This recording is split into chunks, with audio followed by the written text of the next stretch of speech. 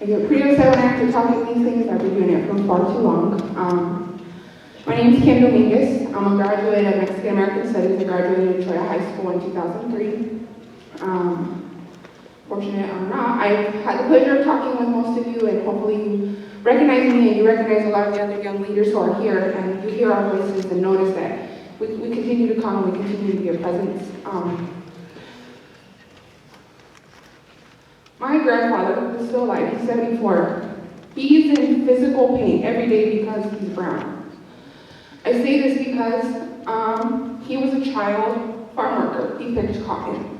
And his spine is deteriorating. Every day he's in pain. He has to get injections in his back. And now that he's going through all of this, he's starting to have all these memories of when he was picking cotton. And I'm fortunate enough that I'm able to have breakfast with him and cook food for him and sit down with him, and he can tell me these stories. And so he tells me the stories of when he was a child here in Arizona picking cotton and how miserable it was. It was miserable. He's the oldest of 14. He was never allowed to go to school because he had to financially provide for his family. And that's my history. That's my story. I own that. And I never would have had these conversations if it wasn't for Mexican American Studies. It's because of Mexican American Studies that I value and appreciate everyone's story, not just my own story, not just my grandfather's story. I first took Hispanic Studies at Troy High School when I was a junior in school. And for me, it wasn't, oh, this is Aslan, I want to do the Reconquista, Chicana power. It was, I want to feel human. I don't want to feel subhuman. I don't want to feel this pain that I feel because I'm poor, because I'm a woman, because I'm Chicana. I don't want to feel those things. I just want to feel alive. I want to feel good inside. And I want the people around me to feel good and healthy and happy. I don't want our families and our schools to be torn down and to be broken. And that's what I lived. That was my childhood. Now I have a daughter who's in kindergarten at Ochoa in the south side.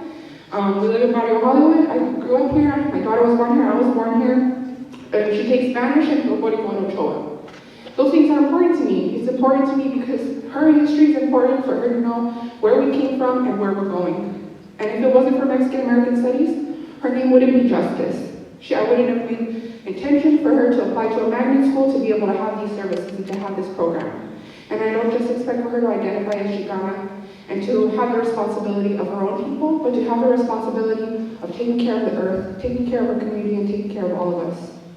The students I had in the course with me, and the students who are here, and the students who helped draft that plan were Dono Otam, Yaqui, Black, Blaxican, Chicano, Mexican National, Middle Eastern, Southeast Asian, Peruvian, Dominican, queer, women, men, all in between. It's not about Aslan, it's not about claiming these things, but it's about feeling human and connecting with our humanity, and that's what this class offered.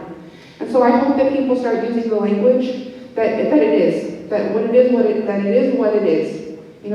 People like Stegeman and Hicks, they refuse to acknowledge race, to talk about race. They think that we're being divisive. But my grandfather's stories, those are my stories. And my history, he didn't live that. I lived that.